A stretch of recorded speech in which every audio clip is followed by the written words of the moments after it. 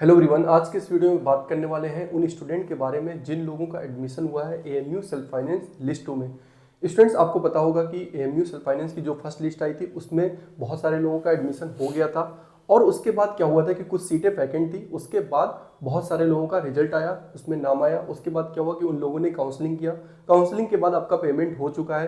Payment के बाद अब अगर हम फिजिकल रिपोर्टिंग की बात करें तो फिजिकल रिपोर्टिंग में गर्ल्स स्टूडेंट की 27 दिसंबर को फिजिकल रिपोर्टिंग है। बॉयज स्टूडेंट में अभी फिजिकल रिपोर्टिंग की डेट नहीं आई है, लेकिन फिजिकल रिपोर्टिंग की जैसे ही डेट आ जाएगी आपको व्हाट्सएप चैनल जो हमारा है उसमें इंफॉर्मेशन पता चल जाएगा। व्हाट्सएप का लिंक आपको डिस्क्रिप्शन में दे दिया जाएगा, आपको वहां से पूरा इन्फॉर्मेशन पता चल जाएगा कि कब आपकी फिजिकल रिपोर्टिंग होगी। ओके, तो आपने देखा होगा किस तरीके से हम लोगों ने चैनल पे आपको पूरी इन्फॉर्मेशन दी है, रिजल्ट से लेकर के काउंसलिंग तक। तो अब क्या है कि हमारा जो प्लान है वो यहीं तक का नहीं है कि आपका हम एडमिशन करवा दें और काउंसलिंग करवा दें। उसके बाद हम लोग क्या करते हैं कि जैसे अभी तक फर्स्ट लिस्ट आया था, तो फर्स्ट लिस्ट के बाद हम लोगों ने क्या किया था कि जो पीसीएम वाले स्टूडेंट हैं और जो पीसीबी वाले स्टूडेंट हैं या फिर ह्यूमैनिटीज वाले स्टूडेंट हैं और कॉमर्स वाले स्टूडेंट हैं, उनको लिए हम लोग क्या करते हैं कि होता क्या है कि कुछ लोग जब सेल्फ फाइनेंस में एडमिशन लेते हैं एमयू में तो बहुत सारे लोग कंपेयर करते हैं रेगुलर स्टूडेंट से और कहते हैं कि रेगुलर में ज़्यादा अच्छी पढ़ाई होती है और सेल्फ फाइनेंस में उतनी अच्छी पढ़ाई नहीं होती है। तो हम क्या है कि हम उन स्टूडेंट्स को जिन लोगों का एडमिशन सेल्फ फाइनेंस में होता है उनकी भी उसी तरीके से प्रिपरेशन करवाते हैं जिस तरीके से रेगुलर स्टूडेंट की प्रिपरेशन कराई जाती है। अच्छा, अगर हम बात करें बहुत सारे कोचिंग की, जो कोचिंग है वो क्या करते हैं कि जो रेगुलर स्टूडेंट होते हैं उनको जो उनके कोर टीचर्स होते हैं वो जाकर के उनके रेगुलर स्टूडेंट को पढ़ाते हैं। और अगर हम बात करें जो सेल्फ फाइनेंस स्टूडेंट होते हैं उनको जो और अदर टीचर्स होते हैं उनको जाकर के उनसे पढ़वा देते हैं। लेकिन हम लोग क्या करते हैं कि जो हमारे कोर टीचर्स हैं, जो कोर फैकल्टी है, वही सेल्फ फाइनेंस स्टूडेंट को भी पढ़ाती है और वही रेगुलर स्टूडेंट को भी पढ़ाती है। तो हम लोग का क्या टारगेट क्या है कि जैसे फॉर एग्जांपल आप लोग अभी एडमिशन ले रहे हैं, 2023 में आप एडमिशन ले रहे हैं। ओके, तो आपका क्या होगा कि 12th के बाद 12th आपका 2025 में कंप्लीट होगा। तो 2025 में जब आपका 12th कंप्लीट होगा तो आपको टारगेट करना होगा, जो पीसीएम वाले स्टूडेंट हैं वो टारगेट करते हैं जेईई मेंस का, एएमयू बीटेक का। जो बायोलॉजी वाले स्टूडेंट हैं वो टारगेट करते हैं नीट का और बहुत सारे competitive exam, BSc nursing, paramedical, ये सारे कोर्स है। इसी तरीके से ह्यूमैनिटीज के जो स्टूडेंट्स होते हैं वो टारगेट करते हैं बीए, एलएलबी, बीए, और जो कॉमर्स के स्टूडेंट हैं वो टारगेट करते हैं बीकॉम और बहुत सारे कॉम्पिटेटिव एग्जाम। तो हम लोग क्या करते हैं कि हम लोग स्ट्रेटजी कोचिंग इंस्टीट्यूट में हम लोग उसी तरीके से तैयारी करवाते हैं और अभी से इनिशियल लेवल से तैयारी करवाते हैं, ताकि जब भी आप नेक्स्ट ईयर यानी कि 2025 में 12th के बाद जब आप किसी भी कॉम्पिटेटिव एग्जाम में बैठे तो आपको ये नहीं होना चाहिए कि आप उस कॉम्पिटेटिव एग्जाम को नहीं निकाल पा रहे हैं, उसके बाद आपको ड्रॉप लेना पड़ रहा है। ओके, तो मैं क्या है कि मैं पूरी तरीके से मैथमेटिक्स आपकी करवाता हूँ पूरी कंप्लीट, और ये हमारे साथ में हुए सर, ये फिजिक्स फैकल्टी हैं और आपकी पूरी फिजिक्स करवाते हैं। नीट स्टूडेंट के लिए फिजिक्स करवाते हैं और जो मैथ्स वाले स्टूडेंट हैं उनमें भी फिजिक्स करवाते हैं। ठीक है, तो हम लोग आज आपको बताने वाले हैं कि हम लोग का प्लान क्या है आपके लिए और किस तरीके से हम लोग आपकी तैयारी करवाते हैं। ऐसा नहीं है कि सिर्फ हम लोग ये कह रहे हैं कि हम आपकी तैयारी कर, प्रैक्टिकली आपको बताने वाले हैं इस वीडियो में कि हम लोग प्रिपरेशन कैसे करवाते हैं। तो हम लोग इसके लिए बात करते हैं, जो हमारा फर्स्ट बैच है वो जो जब फर्स्ट लिस्ट आया था, फॉर्म लिस्ट फर्स्ट आया था वो तब स्टार्ट हुआ था, तो उसमें हम लोगों ने किस तरीके से प्रिपरेशन करवाया था उसके बारे में हम लोग डिस्कस करते हैं। देखिए सर, जैसा कि आपको पता है कि हमारा जो फर्स्ट बैच लॉन्च हुआ था, तो उस फर्स्ट बैच में हम लोग ने जो भी टॉपिक कवर करते हैं, तो ऐसा नहीं है कि मतलब फास्ट फॉरवर्ड अगर सेल्फ फाइनेंस की क्लास सुबह चलती है तो उसमें ऐसा पढ़ा दें कि नहीं काइनेमेटिक्स है तो 10 दिन के अंदर काइनेमेटिक्स कराते हैं, पूरा फुल लेंथ में काइनेमेटिक्स कराते हैं। और ऐसे भी नहीं कराते कि आपको खाली स्कूल के पेपर देने हैं, आपको काइनेमेटिक्स कराया जाए या फिर एनएलएम कराया जाए। मैं फिजिक्स का टीचर हूँ तो मैं फिजिक्स की बात करूंगा कि आपको कोई भी टॉपिक कराया जाए वो ऐसा कराया जाता है ताकि आप क्या हो, जेईई मेंस के भी क्वेश्चन कर पाओ, इवन आप जेईई एडवांस के भी क्वेश्चन कर पाओ। अगर आप लास्ट क्लास देखो मेरे सारे चैप्टर जो मैं कराता हूँ, तो आप जेईई एडवांस के भी क्वेश्चन आराम से करके ले जाओगे अगर आप प्रैक्टिस करते रहोगे। हम लोग यहाँ पर डिवीजन नहीं करते हैं कि कोई सेल्फ फाइनेंस है तो उसको क्या कहते हैं अलग से थोड़ा बहुत पढ़ा दिया जाए, थोड़ा कम ध्यान दिया जाए। प्रॉपर टेस्ट होते हैं, प्रॉपर आपको डीपीपी मिलेगी, 1-to-1 टीचर से इंटरेक्शन होता है। काफी बार टीचर क्या कहते हैं, कोई वीक स्टूडेंट है तो उसको कहते हैं ठीक है चलो जाने दो, वो वीक स्टूडेंट है तो अपना कर लेगा, बाकी जो आगे होशियार है उन पर फोकस करो। यहाँ पर बिल्कुल भी नहीं होता है। अगर आप वीक स्टूडेंट हो तो बिल्कुल आपको घर की तरह ट्रीटमेंट मिलेगा यहाँ पर, तो आपसे भी वैसे ही बात करी जाएगी जैसे आगे वाले हैं, उन पर एक ध्यान दिया जाता है। और रही बात सिलेबस कंप्लीशन की, तो आपका सिलेबस 2 बार रिवीजन हो जाता है कंप्लीशन कराने से पहले। ये एससीआई का हमेशा से पहले का ही रिकॉर्ड रहा है कि ऐसा नहीं होता कि अब देखिए जेई मेंस का देखिए फॉर्म आ गया है, काफी लोग क्या कर रहे हैं कि जेई मेंस का जनवरी वाला फॉर्म ही नहीं भरे, वो ये कह रहे हैं सिलेबस ही नहीं कंप्लीट हो पाया है, अप्रैल में कंप्लीट होगा। ऐसा कुछ नहीं होता है, एससीआई में 2 बार रिवीजन हो जाता है सिलेबस कंप्लीट कराने से पहले। इवन आपकी जब तक पेपर हो नहीं जाता उसके एक दिन पहले तक भी क्वेश्चन प्रैक्टिस क्लासेस आपकी चलती ही रहती है। और ऐसा ही कुछ हम लोग डिजाइन कर रहे हैं सेल्फ फाइनेंस के लिए, जैसा कि फर्स्ट बैच सक्सेसफुली इतने टाइम रन कर रहा है और उसमें कोई भी प्रॉब्लम नहीं आ रही है, चाहे वो फिजिक्स ले लिए, चाहे वो केमिस्ट्री ले लिए, चाहे वो मैथ ले लिए, या फिर इवन कोई भी बायोलॉजी कोई भी सब्जेक्ट ले लिए, उसमें कोई भी दिक्कत नहीं आ रही है।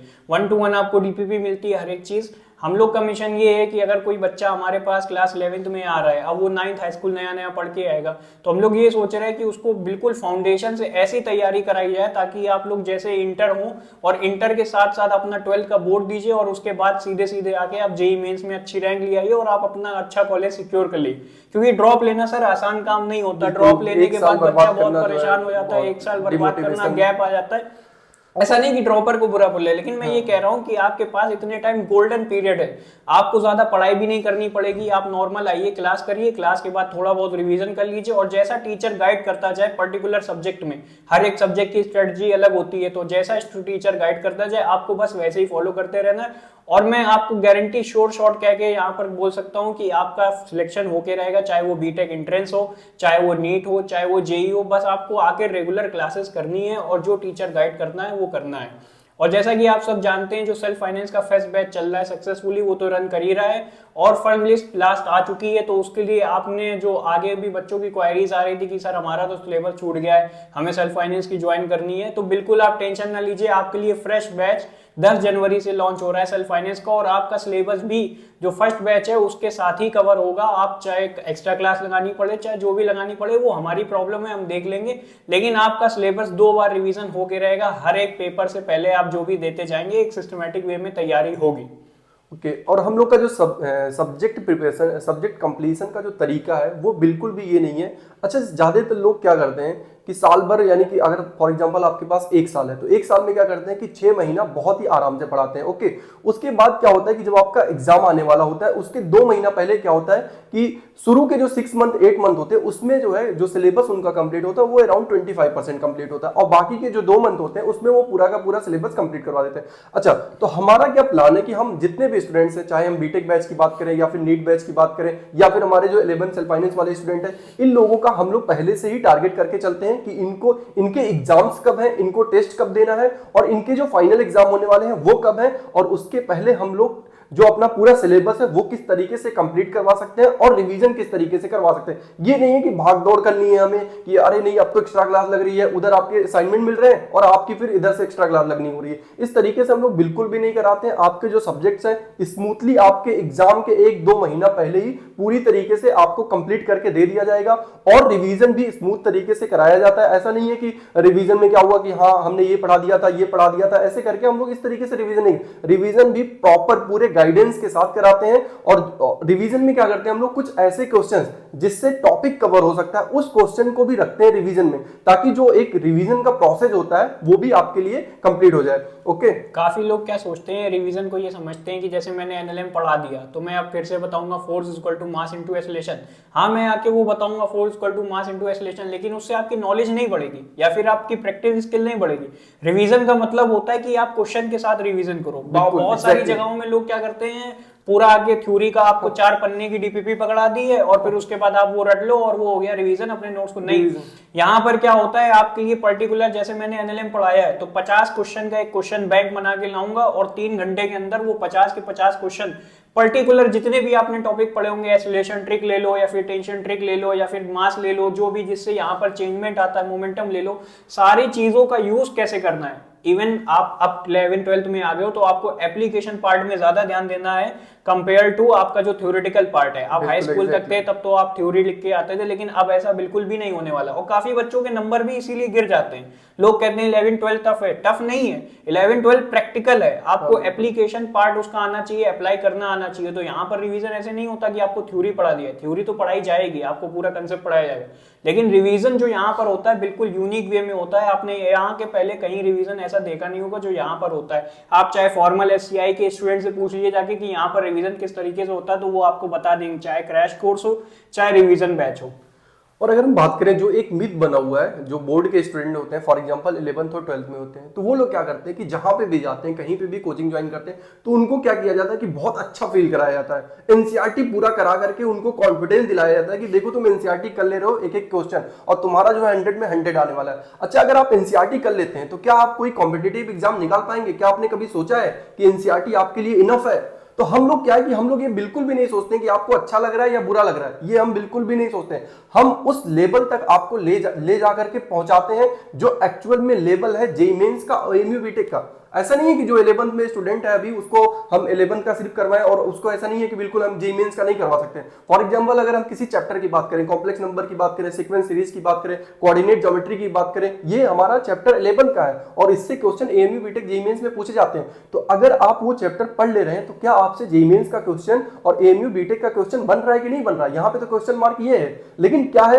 कि ज्यादातर बच्चों को क्या किया जाता है, डाइवर्ट किया जाता है, नहीं अभी तुम 11 करो, अभी तुम 12 करो, आराम से नंबर लेकर के आओ, उसके बाद फिर सोचना तैयारी करनी है कि नहीं। भाई अगर हम दोनों चीज एक साथ कर सकते हैं तो क्यों नहीं कर सकते हैं? क्वेश्चन तो यहाँ पे ये है। तो हम लोगों का क्या है कि जितने भी बैच हम लोग लेकर के चल रहे हैं, चाहे एएमयू बीटेक का बैच हो, जेईई मेंस का बैच हो, या फिर 11 का जो बैच है, 11 का बैच अभी से हम लोग टारगेट लेकर के चल रहे हैं कि 2025 में जो मैथ्स के स्टूडेंट है उनका जेईई मेंस 2025 निकलना चाहिए, एएमयू बीटेक निकलना चाहिए, और जो बायोलॉजी स्टूडेंट है उनका नीट में अच्छा मार्क्स आना चाहिए, अच्छी रैंक आनी चाहिए। ये टारगेट लेकर के चल रहे हैं। सिर्फ बोर्ड एग्जाम पे फोकस करना वो तो हर कोई करता है, बोर्ड एग्जाम तो हर कोई दे रहा है, नंबर्स तो आपके आएंगे ही आएंगे, 85-90% आएंगे। बोर्ड एग्जाम में तो आ ही जाते हैं सर। अगर कोई लड़का 1 महीने पहले भी पढ़ लेगा उसको मैं ही बता दूंगा ये कर लेना, 90 नंबर तो आ ही जाएंगे आराम से। तो बोर्ड में आपको स्कोर करना ये बहुत बड़ी बात नहीं है। आप दोनों चीजें एक साथ कर सकते हैं। आपको ये बिल्कुल भी नहीं सोचना है कि आपको क्या करना है कि एक साल और ड्रॉप लेना है, 2025 के बाद आपको ड्रॉप लेकर के एक साल और तैयारी करनी है, ये बिल्कुल भी आपके माइंड में नहीं होना चाहिए।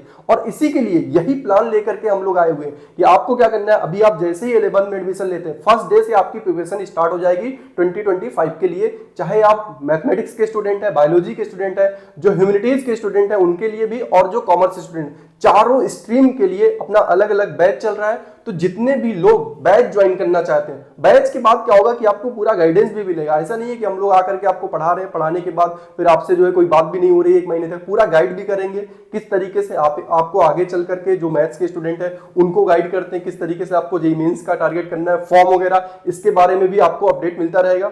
तो जितने भी लोग बैच ज्वाइन करना चाहते हैं वो लोग क्या कर सकते हैं कि कांटेक्ट कर सकते हैं। जो कांटेक्ट नंबर है 9634775736।